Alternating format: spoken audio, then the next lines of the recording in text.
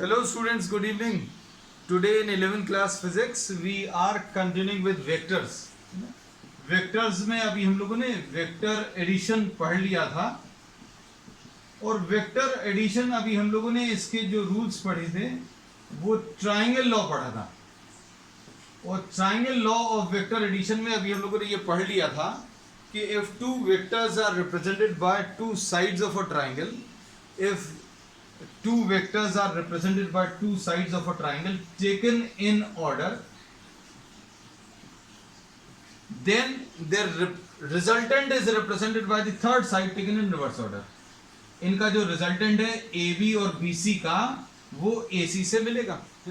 और अभी हम लोगों ने इसमें ये पहले की क्लासेस में भी बताया है, क्या बताया है कि ये जो प्लस साइन है वो सिंपल प्लस साइन नहीं है, ये सिंपल प्लस साइन नहीं है। इसके एग्जांपल्स अभी हम लोगों ने आपको दिए थे, आज फिर से बता दें।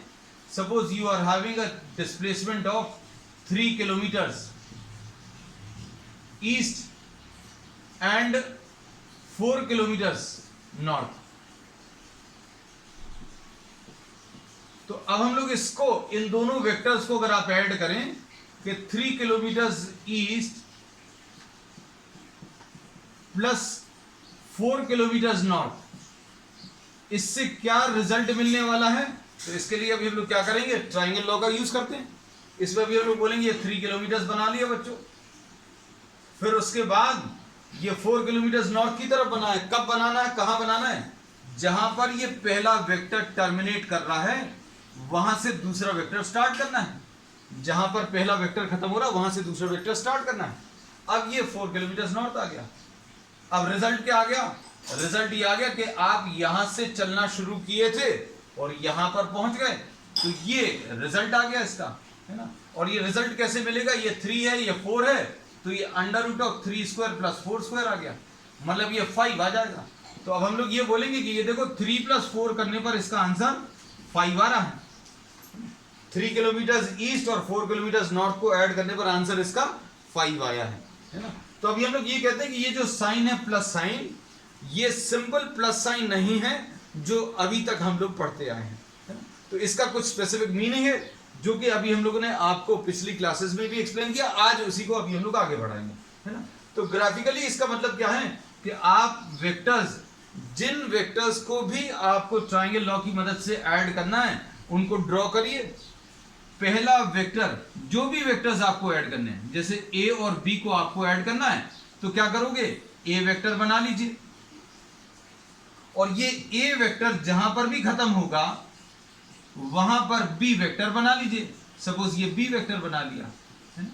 तो अब रिजल्ट कैसे मिलेगा, रिजल्ट बनाने के लिए ये ओपन ट्रायंगल बन गया, तो रिजल्ट जो मिलेगा वो इन दोनों को ज्वाइन करने से मिलेगा। मतलब tail of the first and head of the second, इसको ज्वाइन करके ये रिजल्ट आ जाएगा और इसको अभी हम लोग रिजल्टेंट बोलते हैं। तो इसको अभी हम लोग ने स्टेटमेंट फॉर्म में डिफाइन किया था। क्या डिफाइन किया था बच्चों कि if two vectors are represented by two sides of a triangle taken in order, if two vectors are represented by two sides of a triangle taken in order, then the resultant is represented by the third side। इनका जो resultant है वो third side से मिलेगा, लेकिन ये third side same order का नहीं रहेगा, ए बी और बी सी और सी ए नहीं है answer, third side is taken in reverse order. तो अभी हम लोगों ने इसमें ये एक एग्जांपल दिया था कि ये जो प्लस साइन लगा है ये plus sign simple plus sign नहीं है, क्योंकि इसमें अभी हम लोग ये कहते हैं कि अगर आपने ये 3 किलोमीटर ऐसा कुछ लिया ईस्ट की तरफ और 4 किलोमीटर वेस्ट की तरफ ले लिया, मतलब 3 किलोमीटर ईस्ट गए और फिर उसके बाद 4 किलोमीटर वेस्ट आ गए, तो आंसर इसका बच्चों कितना आ जाएगा, 1 किलोमीटर वेस्ट की तरफ आ गए, है ना। तो अब हम लोग बोलेंगे 3 और 4 का अब answer 3 kilometre east plus 4 kilometre west, है ना। ये दोनों मिलाकर बच्चों क्या आ गया, 1 किलोमीटर वेस्ट, है ना। तो अब हम लोग ये बोलते हैं ये प्लस साइन जो है, ये प्लस साइन जो है वो सिंपल प्लस साइन नहीं है, दिस इज वेक्टर एडिशन। तो अब हम लोग इसको आगे एक्सटेंड कर रहे हैं। देखो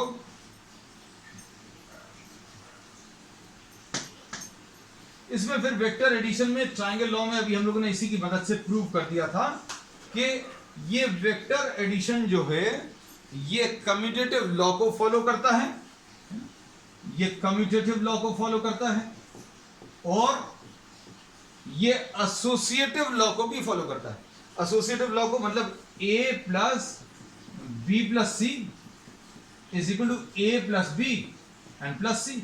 इसके बारे में डिटेल डायग्राम्स अभी हमने आपको पिछली क्लास में बता दिए हैं ना। इसका भी अभी हमने ग्राफ से प्रूफ किया था, इसको अभी हम क्विकली रिवाइज करा दें। अभी हमने बोला सपोज ये ए वेक्टर है, ये बी वेक्टर है और ये सी वेक्टर है। तो इसमें अभी हमने क्या बोला, a plus B plus C. बच्चों ध्यान से देखना, a वेक्टर कौन सा है, अच्छे से देखना, सारी चीजें एकदम क्लियर रहेंगी। a वेक्टर कौन सा है देखकर बताओ। a vector A B vector है, b वेक्टर क्या है, बी सी वेक्टर है और c वेक्टर कौन सा है, सी डी वेक्टर है। तो अब इसमें ए बी प्लस, अभी B C plus C D हमने जो तरीका सिखाया है उसमें डायग्राम भी देखने की जरूरत नहीं है। ये पहला वेक्टर जहां पर खत्म हो रहा है वहां से दूसरा स्टार्ट हो रहा है और आंसर कैसे मिलता है, इस कॉमन पॉइंट को अलग करके। तो ये बी डी आ गया है ना। और A B plus B D बच्चों कैसे मिलेगा, इसमें ये कॉमन पॉइंट अलग हो जाएगा, आंसर कितना आ जाएगा, ए डी। अब राइट साइड का देखो, A plus right hand side, right hand side में a plus B plus C अगर आप निकालें तो कितना आएगा बच्चों, a plus B plus C, a plus B plus C बच्चों कितना आएगा, a is A B, b is B C and c is C D. अब देखो A B plus B C क्या आ जाएगा, ए बी प्लस बी सी बच्चों ए सी आ जाएगा। कैसे, पहला वेक्टर जहां पर खत्म हो रहा है वहां से दूसरा वेक्टर स्टार्ट हो रहा है और ये कॉमन पॉइंट अलग कर दीजिए। तो अब इसमें अभी हम लोग क्या बोलेंगे, आंसर इसका एसी आ गया, बचा क्या सीडी। अब एसी प्लस सीडी तो अभी आप बता सकते हो। इसमें भी अभी हमने क्या बोला, ये पहला वेक्टर जहां पर खत्म हो रहा है वहां से दूसरा स्टार्ट हो रहा, आंसर कैसे मिलेगा, इसको रिमूव करके, आंसर इज एडी। इसका भी आंसर कितना आ गया, एडी आ गया बच्चों, है ना। So this we have discussed in detail in the previous classes and we have taken a quick revision of it. अब इसके बाद नेक्स्ट कॉन्सेप्ट जो अभी हम लोग ले रहे हैं वो ले रहे हैं position vector. Next topic, position vector of a point.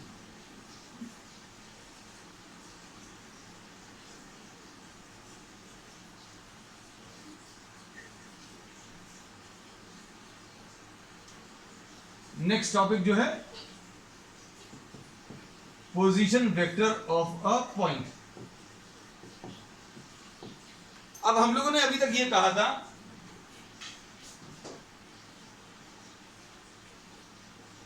कि वेक्टर डिफाइन करने के लिए आपको दो पॉइंट्स की जरूरत पड़ती है। One is the initial point और एक इसमें टर्मिनल पॉइंट है। लेकिन अब आपको वेक्टर बताना है या वेक्टर डिफाइन करना है, किसको, एक सिंगल पॉइंट को। तो अब हम लोग इसमें ये कहते हैं, सपोज अगर आपको इसको वेक्टर से रिप्रेजेंट करना है,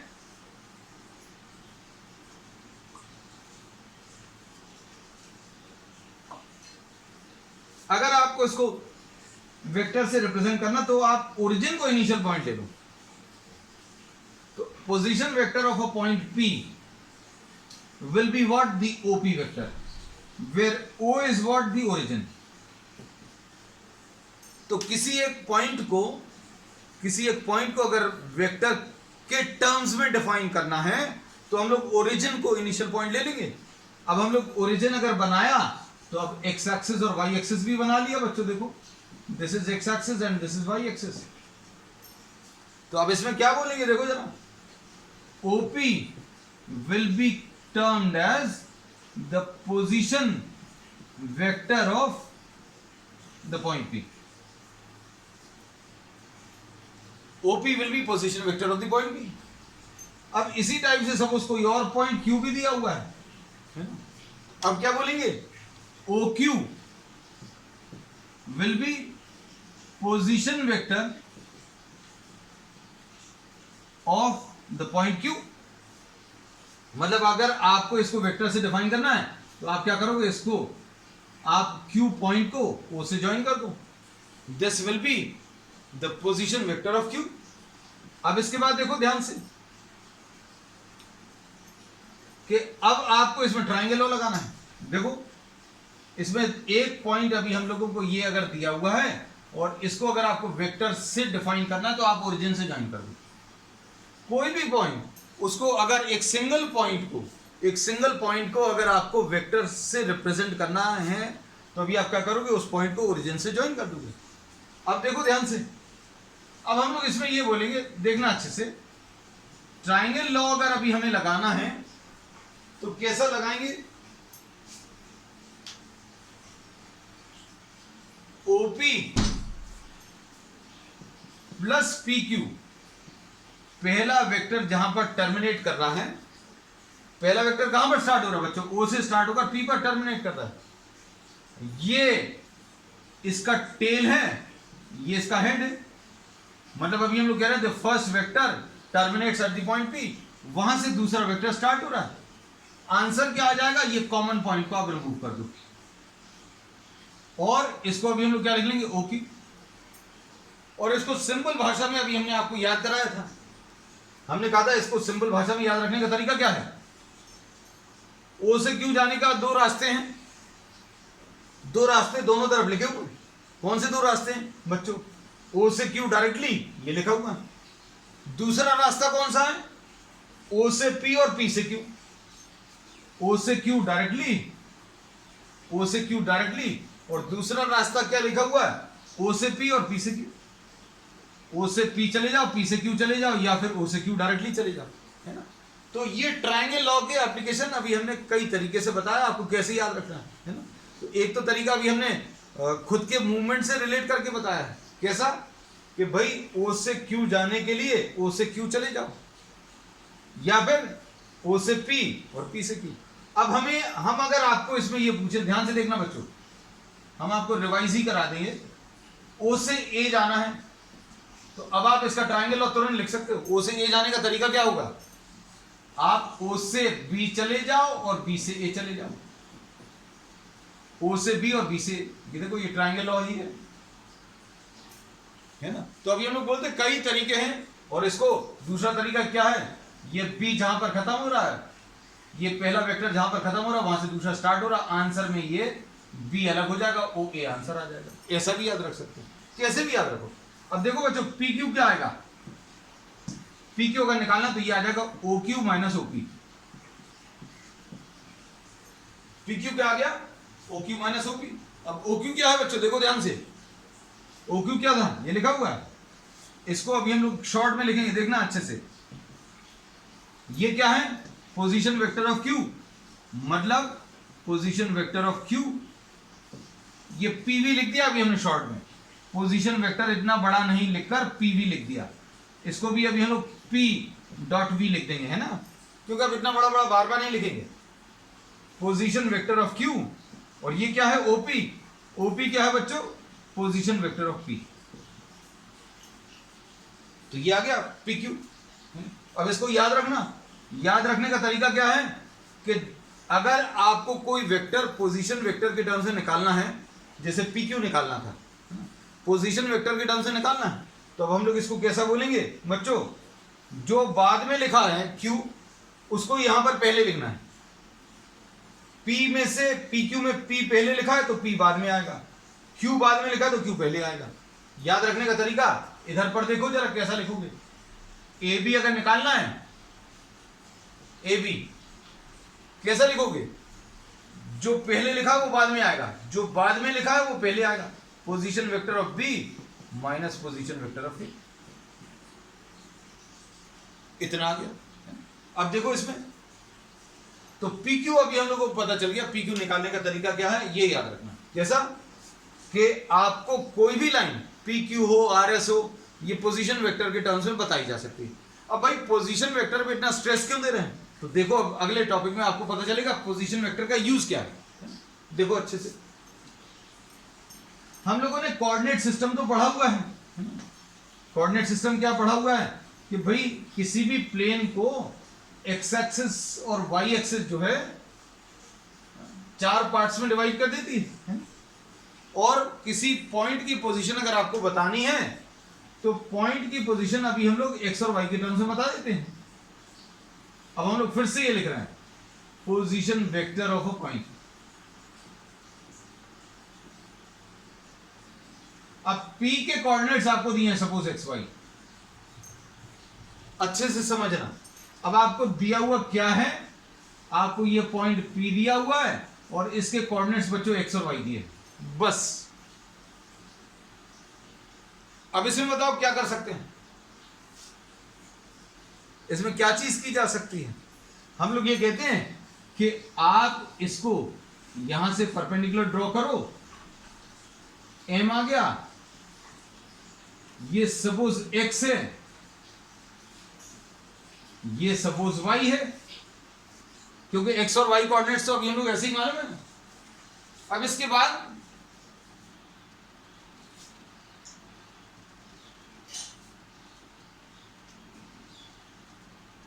इसको अभी हम लोग O मार्क कर दे रहे हैं। अच्छे सुनना सारी चीजें। OP वेक्टर बताना है तो कैसे बताएंगे बच्चों, OP will be position vector of P। OP क्या है, पोजीशन वेक्टर ऑफ P। अब ये कैसे मिलेगा, इसको देखकर मिल जाएगा क्या। OP को क्या लिख सकते हैं, लिख सकते हो क्या, OM प्लस MP। कैसा, पहला वेक्टर जहां पर खत्म हो रहा है वहां से दूसरा स्टार्ट हो रहा है, और रिजल्ट में ये M हट जाएगा, OP। या फिर वो कौन सा जो अभी हम बोलते हैं O से P तक जाने के 2 रास्ते हैं, O से P चले जाओ डायरेक्टली, वो ये लिखा हुआ है। दूसरा रास्ता क्या है, O से M, M से P। अब इसमें देखना ध्यान से कि बच्चों OM को अगर अभी हम X लिख दें तो क्या ये सही होगा। अभी तक 11th के पहले तक अगर अभी हम बोलते तो OM जो है बिल्कुल सही होता, लेकिन OM में और OM वेक्टर में अंतर होता है। OM जो है वो तो x है, बिल्कुल सही है, OM जो डिस्टेंस है वो x है, लेकिन OM वेक्टर कैसे बताओगे।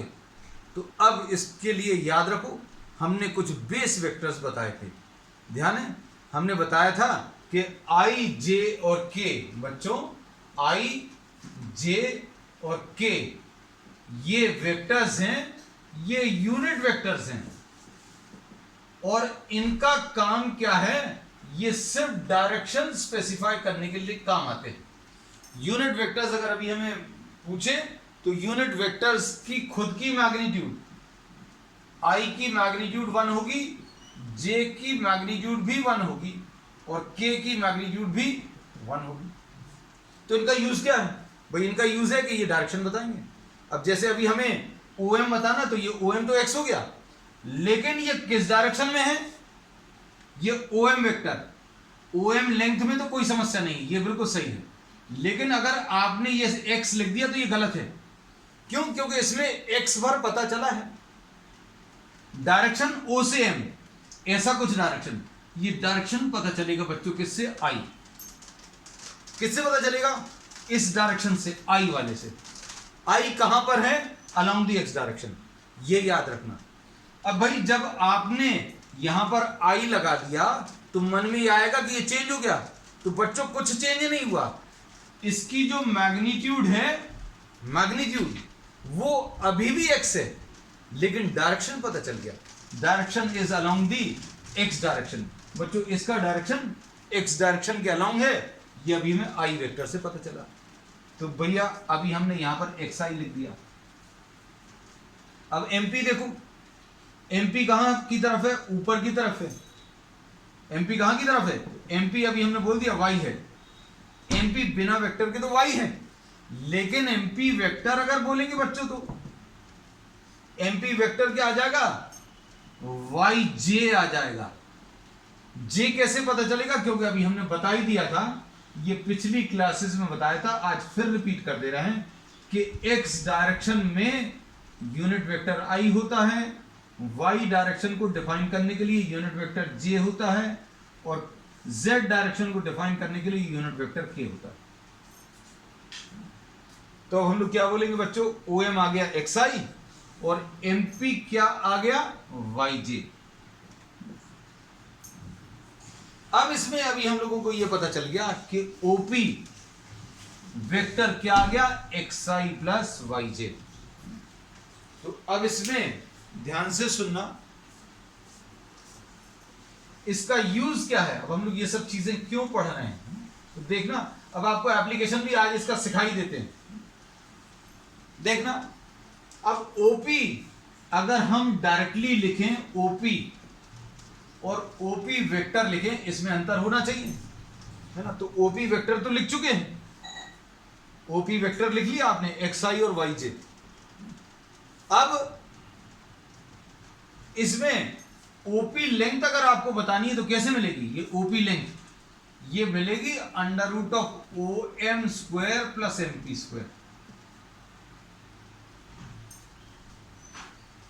वेक्टर में और मैग्नीट्यूड में अंतर रखना बच्चों। देखो, जहां पर ऊपर साइन लगा दिया मतलब वेक्टर, मतलब 11th क्लास में आ गया, और आपने अगर कुछ नहीं लगाया ऊपर तो मतलब अभी 10th क्लास तक की मैथमेटिक्स से काम चल जाएगा।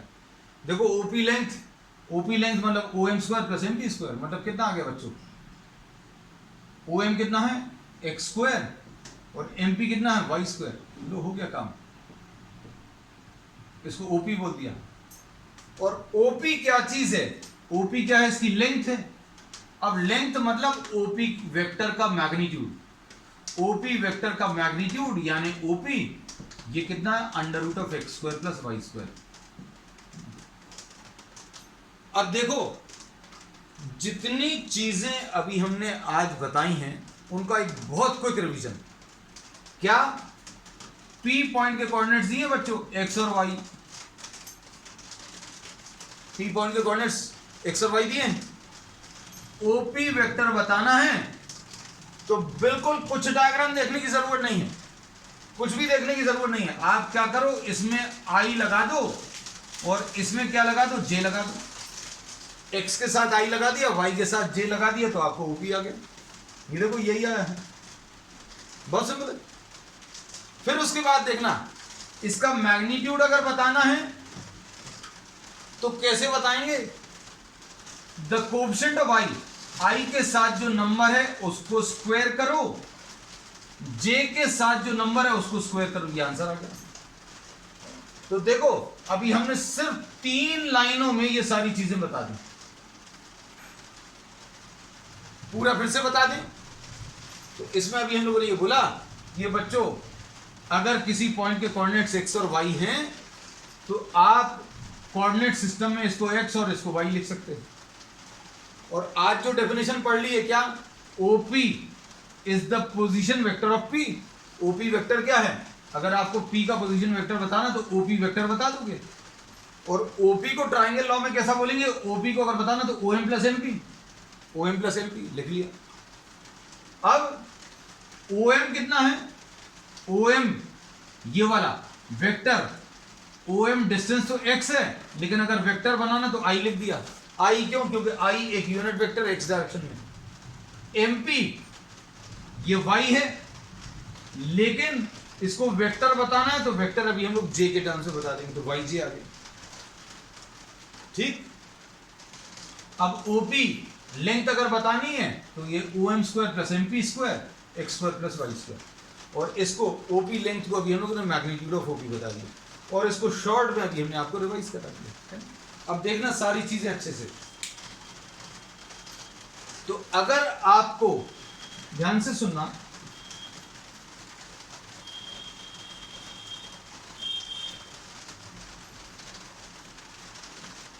अब हम कोई डायग्राम नहीं ड्रॉ करेंगे, कोई भी डायग्राम ड्रॉ नहीं करेंगे, आप ही से सारी चीजें निकलवाएंगे। ए सपोज x1 y1 है, ए x1 y1 है,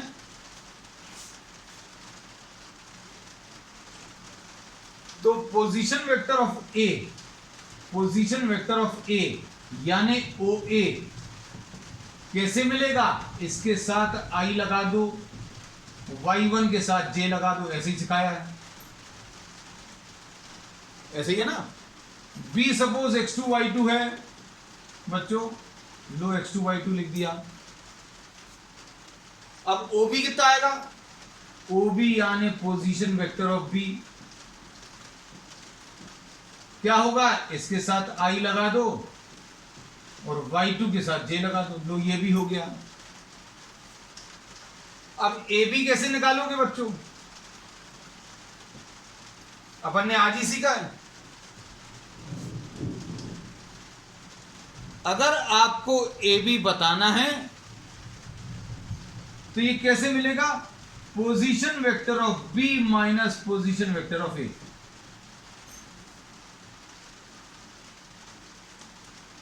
कैसे मिलेगा बच्चों? देखो ध्यान से,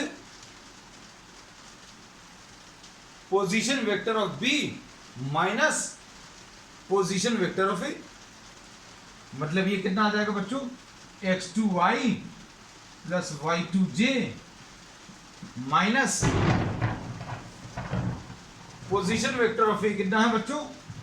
x1i प्लस y1j। दोनों को माइनस कर लो, कितना आएगा? दोनों को माइनस करने पर x2 minus x1i plus y2 minus y1j। इसमें से i कॉमन ले लिया, इसमें से j कॉमन ले लिया, ऐसा कुछ आ जाएगा। अब इसके बाद AB का मैग्नीट्यूड कैसे मिलेगा? AB वेक्टर का मैग्नीट्यूड कैसे मिलेगा बच्चों? AB वेक्टर का मैग्नीट्यूड हमने बताया है आज, I के साथ जो नंबर है उसको स्क्वायर करो। I के साथ क्या है बच्चों? x2 माइनस x1 स्क्वायर कर लो, फिर j के साथ जो नंबर है उसको स्क्वायर करो, ऐड कर लो, मतलब y2 माइनस y1 का होल स्क्वायर। और ये चीज क्या है? अपन लोगों ने पढ़ी हुई है, ये डिस्टेंस फॉर्मूला है। अगर आपको कोई दो पॉइंट्स दिए हुए हैं a और b,